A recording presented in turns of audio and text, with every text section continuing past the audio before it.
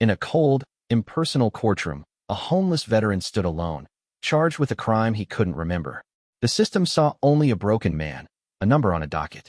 But, as the gavel was about to fall, the heavy doors swung open with a thud that echoed through the silence. Every head turned. There, in full dress uniform adorned with 4 stars, stood a figure from a past the veteran had tried to bury. The general's eyes locked onto the shivering man, not with pity, but with a fierce, unyielding recognition. Today, the law would learn that some debts can never be erased, and some bonds are forged in the hellfire of battle. The rain in Portland was a constant, chilling drizzle that seemed to seep into the very bones of the city. Under the Burnside Bridge, a makeshift community of tarps and cardboard huddled against the damp. Among them was Samuel Thorne, a man of 58 whose face was a roadmap of hard years and silent sorrows. His hands, though cracked and dirty, still held a soldier's rigid steadiness when he poured his morning coffee from a dented thermos. His few possessions, a worn rucksack, a sleeping bag patched with duct tape, and a small, carefully folded American flag, were kept scrupulously dry. Sam's days followed a grim routine. The line at the shelter for a meal, odd jobs when his back, injured long ago, allowed it, and long hours of simply existing. The ghosts of Fallujah were his constant companions, more real to him than the bustling city around him. He'd wake from nightmares smelling diesel and dust, his heart hammering against his ribs. To quiet them, he sometimes drank. It was a cheap, desperate medicine, and it blurred the sharp edges of the memories. One cold Tuesday, the blur became a black hole. He'd shared a bottle of whiskey with a younger man, a talkative kid who reminded him of a private he'd once known. The next thing Sam knew, he was being hauled out of the doorway of a boarded-up electronics store by 2 police officers, the wail of an alarm slicing through the fog in his head. He had no memory of how he got there, no idea why the glass was shattered. He was booked for attempted burglary and public intoxication. In the county jail, Sam retreated into a shell of silence. He answered questions with monosyllables, his eyes fixed on a distant point. The public defender assigned to his case, a young woman named Ana Lopez with tired but kind eyes, tried to pierce through his reserve. "Sam, we need to build a defense. Were you looking for shelter? Was it the alcohol?" Sam just shook his head, a slow, weary movement. "It doesn't matter," he mumbled. To him, it truly didn't. This was just another rock bottom in a long descent. The arraignment was a blur of legal jargon and processed faces. The prosecutor, citing Sam's lack of fixed address and the destruction of property, argued for a substantial bail and a swift trial. Judge Carolyn Wright, a woman known for her no-nonsense demeanor, peered down at Sam. He stood in an orange jumpsuit, looking older than his years, his posture unconsciously at a semblance of attention. "Mr. Thorne, do you understand the charges against you?" He gave a single, sharp nod. Bail was set at a figure he could never hope to gather. Ana argued for a reduction, citing his veteran status and lack of prior violent history, but the request was denied. Sam was led back to his cell, the heavy door closing with a finality that echoed his own hopelessness. Weeks passed. Ana worked diligently, piecing together a case centered on Sam's PTSD and his spotless record before his life unraveled. She tracked down his discharge papers, which noted an honorable discharge but also alluded to undiagnosed operational stress. She found an old buddy from his unit, now a trucker in Idaho, who agreed to testify to Sam's character. But it was an uphill battle. The prosecution had a broken window, an alarm log, and a defendant found at the scene. The morning of the trial dawned gray and bleak. Sam was given a slightly too large suit to wear. He felt absurd in it, a hollow man in borrowed clothes. The courtroom was nearly empty. A few court reporters, a law student in the back, the board bailiff. Ana gave him an encouraging squeeze on the shoulder. "Remember, Sam, we have a story to tell. They need to see you." Sam's eyes were vacant. He was already back in the desert, waiting for a different kind of judgment. The prosecution presented its case with efficient detachment. The store owner testified about the cost of the window and the violation he felt. The arresting officer described Sam as disoriented and uncooperative. The evidence felt solid, immutable. When it was Anna's turn, she called the trucker, who spoke with gruff affection about Sam's loyalty and courage under fire. But, under cross-examination, the prosecutor easily steered the testimony toward Sam's clearly unstable condition then and now. "Would you trust him alone in your home?" the prosecutor asked. The trucker hesitated, and the damage was done. Ana fought valiantly. She entered Sam's military records into evidence. She spoke passionately about the nation's broken promise to its warriors, about PTSD as an invisible wound. Judge Wright listened, her expression inscrutable. Sam sat through it all, a statue of shame. He felt he was dishonoring not just himself, but every man and woman he'd served with. He wished only for it to be over, for the sentence to be passed so he could return to the numbing routine of incarceration. Just as Anna was finishing her closing arguments, making a final plea for compassion and treatment over punishment, the heavy wooden doors at the back of the courtroom groaned open. The sound was so foreign in the hushed room that everyone, including Judge Wright, turned. A man entered, his presence instantly altering the atmosphere of the chamber. He was tall, straight-backed, wearing the immaculate dark blue dress uniform of the United States Air Force. On his shoulders gleamed the 4 silver stars of a general. His face was lined with command and experience, his gaze sharp and sweeping. He removed his service cap, tucking it under his arm, and walked with a purposeful, silent stride down the center aisle. All eyes followed him. He did not look at the prosecutor, nor at the judge. His eyes were fixed solely on Samuel Thorne. Sam, sensing the shift in the room, slowly turned his head. When he saw the general, his breath caught in his throat. The years fell away. The courtroom melted into the searing heat of an Iraqi runway. The face was older, grayer, but etched into his memory forever. It was General James Ace Coulson, the man whose life he had pulled from a burning C-130 transport plane 20 years ago, under a hail of enemy fire, his own back screaming in agony as he dragged the unconscious pilot to safety. A moment of heroism Sam had never spoken of, a chapter buried under the weight of everything that came after. The general stopped before the bar, his eyes glistening with an emotion far removed from the sterile decorum of the law. He gave Sam the smallest, most profound nod, a nod of recognition, of gratitude, of a debt remembered. Then, he turned to the judge. "Your Honor," his voice was a low rumble, forged in command posts and cockpits. "General James Coulson, United States Air Force, retired.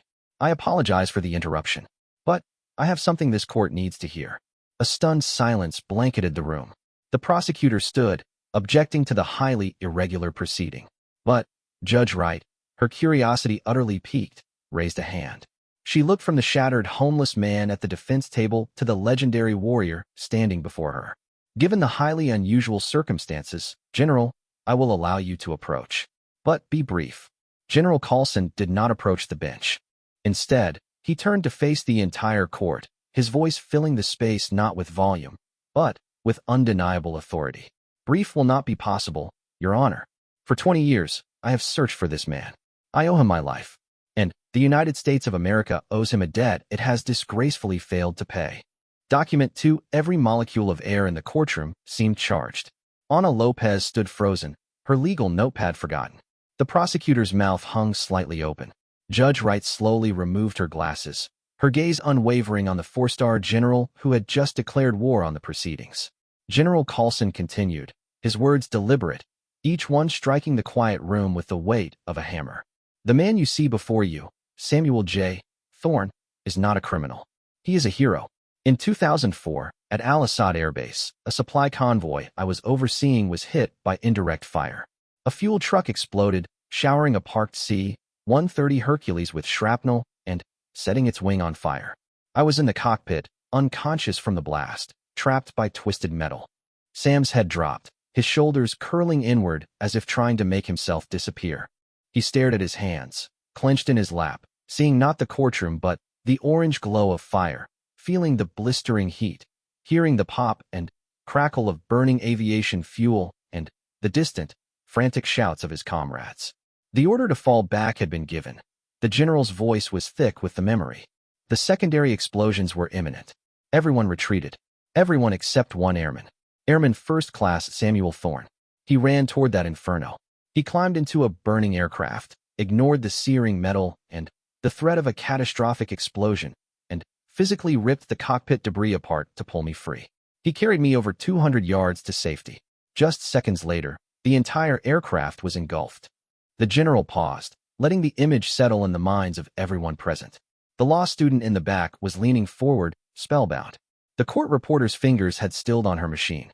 He suffered second-degree burns on his arms and back, Coulson said, his eyes now fixed on Sam, who would not meet his gaze. A spinal injury from the strain that was never properly treated. He refused evacuation until every other injured crew member was seen. He received a commendation, a handshake, and was told to soldier on. The invisible wounds, the trauma of that day, the ghosts of others we couldn't save, those were left to fester. The general finally turned back to Judge Wright. Your Honor, I have spent 2 decades trying to find him to thank him. The VA lost track of him. His family didn't know where he was. I used private investigators, military contacts, everything at my disposal. I found him only last night, thanks to a clerk in this courthouse who recognized his name from my persistent inquiries and had the courage to call me. I boarded the first plane from D.C. He took a step toward the defense table. This is not a character witness statement. This is a statement of fact. The United States failed Samuel Thorne. We treat our weapons with more care than our warriors. We patch them up just enough to send them back out. And when they break down in the quiet of civilian life, we look the other way. His homelessness is our national shame. His presence in this courtroom is a failure of the very system he swore to defend. The prosecutor found his voice. Your Honor, this is deeply moving, but it is irrelevant theatrics. General Coulson is not a witness to the alleged crime. This is an emotional appeal meant to subvert the course of justice. Judge Wright held up a hand again, her mind racing. She looked at Anna. Counselor, did you know about this? Anna, recovering her professional composure, stood. No, Your Honor. My client never mentioned it. But it directly correlates to the PTSD and chronic pain that are central to our defense. The General's testimony provides the foundational context for Mr. Thorne's current state. We move to enter his statements into the record and request a continuance to properly integrate this new evidence. The judge nodded slowly. Granted. This court is in recess for 1 hour. I want to see counsel and General Coulson in my chambers. And someone get Mr. Thorne a glass of water. In her chambers, Judge Wright was blunt. General, your intervention is the most extraordinary thing I have witnessed in 30 years on the bench. While I respect your service and your obvious personal conviction, you have turned this trial into a circus. General Coulson stood at ease, a military posture that conveyed both respect and unshakable resolve. Judge Wright, with all due respect, the circus was already here. You were about to sentence a wounded American hero to prison for the crime of being sick and forgotten. I am here to provide context and to offer a solution. He outlined a plan he had conceived on the red-eye flight across the country. He would take personal responsibility for Samuel Thorne, not as a charity case, but as a fallen comrade. He had already contacted a top-tier VA hospital with a specialized inpatient PTSD and substance abuse program. He had a pro bono team of veterans' rights lawyers ready to cut through the red tape and secure every benefit, every back-paid disability allowance Sam was owed. He had a place for Sam to stay, with support, for as long as he needed. The system he's trapped in, Coulson concluded, is designed to process, not to heal. I am offering a path to healing. But it starts with this court showing mercy and wisdom. Back in the courtroom, the recess ended. The prosecutor, sensing the tectonic shift, offered a deal. The charges would be dropped contingent upon Sam's immediate entry into the treatment program and his compliance with a probationary period under the general's supervision. It was an offer born of political and practical reality. Fighting a 4-star general and a now sympathetic judge was a losing battle. All eyes turned to Sam. Anna explained the deal to him softly. Sam, this is a way out. A real chance.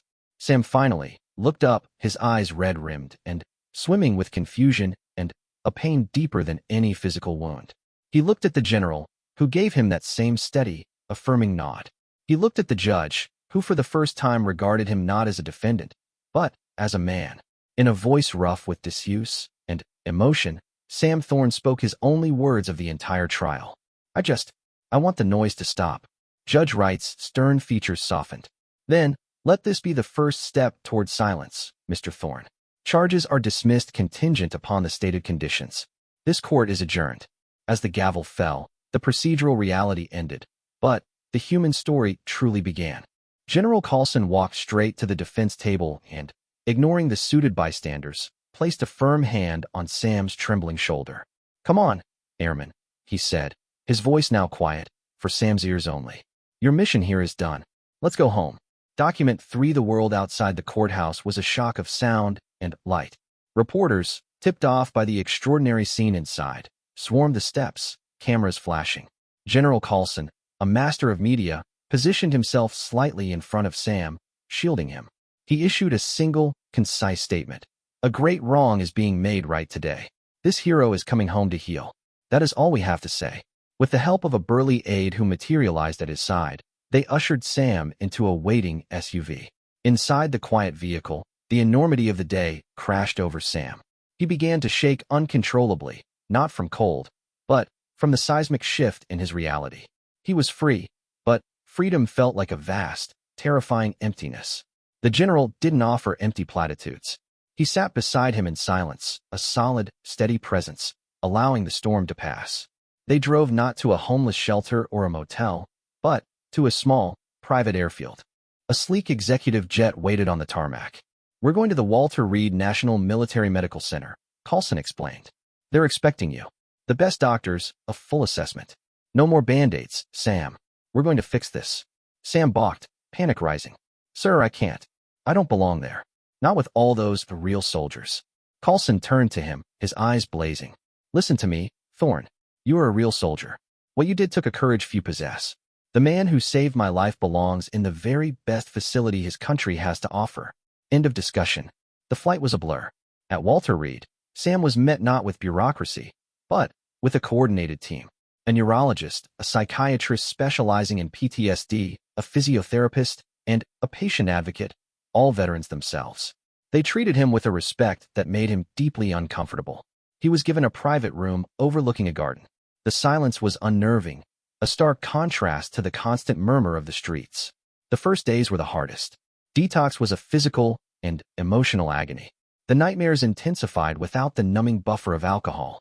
He'd wake up screaming, drenched in sweat, sometimes lashing out at the orderlies. Dr. Evans, the psychiatrist, was unflappable. "It's okay, Sam. The memories are coming up because they finally can. They've been trapped down there a long time. Let them come. We'll sort through them together." The general visited every day. He didn't talk about the war or the rescue. He talked about mundane things, his grandchildren, a book he was reading, the terrible coffee in the hospital cafeteria. He brought a chess set, and they played in silence for hours. His presence was a tether, a reminder that Sam was not just a patient, but a person of value. Meanwhile, Coulson's legal team worked miracles. They uncovered a catastrophic paper trail of errors. Sam's original disability claim had been lost, then denied on a technicality. Appeals had been filed to the wrong office. His honorable discharge was confirmed, along with a chest full of commendations he'd never mentioned. Within weeks, they secured a full, retroactive disability pension dating back 10 years. It was a life-changing sum, held in trust. The physiotherapist, a former Marine sergeant named Rodriguez, started working on Sam's back. "This injury is ancient, brother. We're not going to make it perfect, but we can make it livable." The pain, a constant companion for 2 decades, began a slow, grudging retreat. One afternoon, during a therapy session, Dr. Evans pushed him. "Sam, why did you never tell anyone about saving General Coulson? That's the kind of story that opens doors." Sam stared out the window for a long time. "They gave me a medal for it," he said finally, his voice a low rasp. "A big ceremony. The general was still in a hospital bed, so some colonel pinned it on me. He said I was a credit to the Air Force. Then, 3 days later, my buddy, Mikey Ruiz, stepped on an IED on a road-clearing detail. They brought back what was left of him in a green bag." He swallowed hard. "My medal didn't mean nothing. It didn't stop that bomb. It felt dirty, like I got praise for living while better men died. So I put it away. I tried to put all of it away." Dr. Evans nodded slowly. "And the weight of what you put away eventually crushed you." As Sam's mind began to clear, a new emotion emerged, profound, debilitating shame. He was in a pristine hospital while his friends under the bridge were still cold and hungry. He had abandoned them. He told this to Coulson during a chess game. The general moved a bishop. "You didn't abandon anyone. You were wounded and left behind. Now you're getting patched up. And when you're stronger, you can help them more than you ever could with a spare blanket or a shared bottle. But you can't pour from an empty cup, airman." After 8 weeks, the medical team agreed Sam was ready for the next phase. He was discharged, not to the streets, but to a guest house on the general's farm in the rolling hills of Virginia. It was a small, quiet cottage with a porch looking over a field. It was his, for as long as he wanted it. The first night there, alone in the profound country dark, Sam felt the old pull of anxiety. He walked out onto the porch. The sky was ablaze with stars, unobscured by city lights. He took a deep breath of clean, cold air. For the first time in 20 years, the noise in his head wasn't a scream. It was a murmur. And, for the first time, he believed it might one day fall silent. Document, for the rhythm of life on the farm, was a gentle, healing balm. Sam's days took on a new structure, built not around survival, but around restoration. He rose with the sun, a habit from both the military and the streets, and made coffee in his own kitchen. He helped the farm's caretaker, an old Vietnam vet named Gus, with simple chores, feeding the chickens, mending fences, tending a small vegetable garden. The physical work was honest, and left him tired in a clean, satisfying way, so different from the exhausted despair of life under the bridge. General Carlson was often away, giving lectures or consulting, but he made a point of sharing dinner with Sam several times a week. The conversations evolved. They began to talk about Fallujah, about al-Assad, not in grand, heroic terms, but in the small, human details, the taste of the sand, the smell of diesel and chow hall coffee, the black humor that got them through the days. Sam found he could speak of Mikey Ruiz without breaking down. Carlson listened, sometimes sharing his own losses. It was a mutual debriefing, 20 years overdue. One evening, over a plate of Gus's famous stew, Carlson slid a folder across the table. "It's yours," he said simply. Inside were the updated bank statements, the legal documents confirming his disability status, and a budget prepared by a financial advisor. The numbers were staggering. Sam was not just secure, he was independently wealthy from the back pay. He stared at the papers, his hands trembling. This is too much. I don't know what to do with it." "You'll learn," Carlson said. "But first, you need to decide what you want to do. You're 58, Sam. You have a second life ahead of you. You can sit on this porch and watch the sunsets for the next 30 years, and you've earned every second of that peace. Or, Sam asked, looking up, "or you can use what you've been through to keep others from falling so far." Carlson leaned back. "The investigator who finally found you? He's a former ranger who started a nonprofit that tracks down missing vets. He could use a partner who understands the view from the bottom." Just a thought. The idea took root. Sam started volunteering at the local VA center, not as a client, but as a peer support specialist. He didn't give speeches. He just sat with men and women whose eyes held the same 1,000-yard stare he knew so well. He'd say, "I slept under a bridge in Portland for 3 years, and the walls would come down." His credibility was absolute. He became a guide, showing others that the path back, while brutal, existed. He also reconnected, cautiously, with the world. With Ana Lopez's help, he reached out to a sister he hadn't spoken to in a decade. The first phone call was tearful and awkward, but a door was opened. He started reading again, devouring books on history, nature, anything that fed a mind that had been in hibernation. But healing was not a straight line. On the anniversary of Mikey Ruiz's death, Sam disappeared. Gus found him hours later, sitting in the old barn, clutching a bottle of whiskey he'd found in a toolbox. He hadn't drunk a drop. He was just staring at it, wrestling with the ghost of his oldest coping mechanism. Carlson, alerted by Gus, came and sat beside him in the hay. Sam whispered, his voice full of self-loathing. "But you didn't," the general said, his tone firm but not unkind. "You fought the enemy today, Sam. And you won. That bottle is a POW. Now hand it over." Sam did, and the general poured it out onto the dirt. The relapse wasn't in the drinking, it was in the shame. Dr. Evans helped him see that the real victory was in the choice he made in the barn. As his confidence grew, so did his sense of purpose. He took Carlson's suggestion to heart. He partnered with the investigator, a tough, compassionate man named Marcus. Using a portion of his back pay, Sam funded a new initiative within the nonprofit, First Step Housing. They bought a small apartment building near a VA hospital. It wasn't a shelter, it was transitional housing where vets like him could have a safe, private place to stay while navigating the labyrinth of benefits and treatment, a crucial buffer between the streets and true stability. At the building's opening, a small ceremony was held. Local press was there. They asked Sam to speak. He stood before the small crowd, his heart pounding. He looked over at General Carlson, who gave him that same steady nod. He looked at Marcus, at Ana Lopez, who had flown in for this, at Gus. He cleared his throat. "A year ago, I was in a courtroom, lost," he began, his voice gaining strength. "I was defined by my worst day, my biggest failure. Someone saw past that. Not to the hero I was supposed to be, but to the man I still was underneath. He paused, looking at the new, clean building behind him. This isn't about charity. It's about an exchange. We give these men and women a key, a door that locks, a place where they can breathe. And, in return, they give us a chance to make right a promise we broke a long time ago. The promise that if they fight for our home, they'll always have one. It wasn't a long speech, but it came from a place of raw truth. As he stepped back, he didn't feel like an imposter. He felt, for the first time, like a citizen again. Document 5 years later, the First Step housing complex was not just a building, but a thriving community. It had expanded to include a community garden, a small gym, and a computer lab. Sam Thorne, now 63, was its full-time director. He wore clean jeans and flannel shirts. His face was still lined, but the lines spoke of laughter and sun, not just hardship. His back still ached in the cold, but he managed it. The ghosts of Fallujah still visited, but they were quieter now, acknowledged guests instead of tyrannical rulers. His life was full. He had reconciled fully with his sister and was a doting, if slightly bewildered, great-uncle to her grandchildren. He had a dog, a loyal mutt named Duke he'd rescued. He still had dinner with General Carlson every Sunday. Their relationship had deepened into a genuine, unshakable friendship, a bond forged in fire and fulfilled in peace.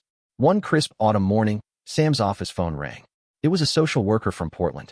They had a veteran, a young woman discharged after multiple tours in Afghanistan, who was living in her car with her 6-year-old son. She was resistant to help, angry, and terrified of the system. She reminds me of someone, the social worker said carefully. She needs to hear from someone who's been there. Sam didn't hesitate. Send her to us. We have a 2-bedroom unit coming available next week. I'll meet her at the airport. He did. The woman, Kayla, was all sharp edges and defensive glares, her son clinging to her leg. Sam didn't offer a handshake. He handed the boy a small toy plane he'd brought. Welcome to Virginia, pilot, he said. To Kayla, he simply said, the carousel is that way for your bags. Let's get you home. He drove them to the complex, showed them the bright, clean apartment. The boy ran to the window. Mom, there's a swing set. Kayla's hardened expression flickered. Over the next weeks, Sam was a steady, patient presence. He didn't push.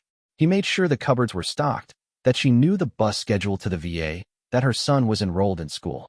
He shared his own story only when she asked, which she finally did one evening in the community garden.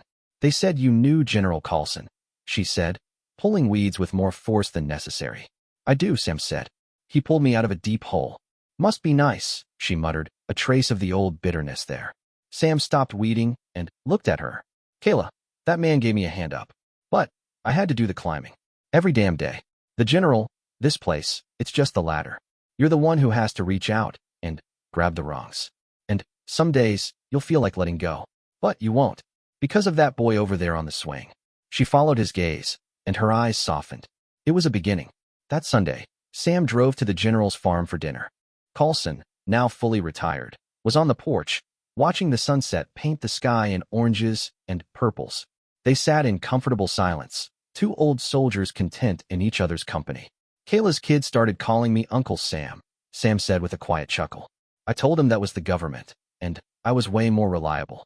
The general laughed, a warm, rich sound. You've built something remarkable, Sam.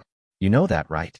Sam looked out over the fields, thinking of the winding, impossible path that led from a burning aircraft to a cold jail cell to this porch. I just built the ladder I needed, sir. You were the one who reminded me I could still climb. Carlson shook his head. No, I just reminded you who you were. You did all the rest. He raised his glass of iced tea. To the climb. Sam raised his. To the climb. Later, as Sam drove back under a canopy of stars, he felt a profound sense of completion. The scales were not perfectly balanced. The loss of Mikey Ruiz, the lost years, would always weigh on one side. But on the other side was a warm apartment for a woman and her son, a garden tended by broken warriors growing new things, a quiet cottage on a farm, and the unwavering friendship of a good man. He was no longer a homeless veteran or a courtroom spectacle. He was Samuel Thorne, a man who had walked through hell, gotten lost, and found his way back. He was home, and in helping others find their way, he had finally, truly, saved himself. The final battle wasn't in a desert or a courtroom. It was fought quietly, every day, in the choice to heal and to help. And That was a battle he was proud to be winning.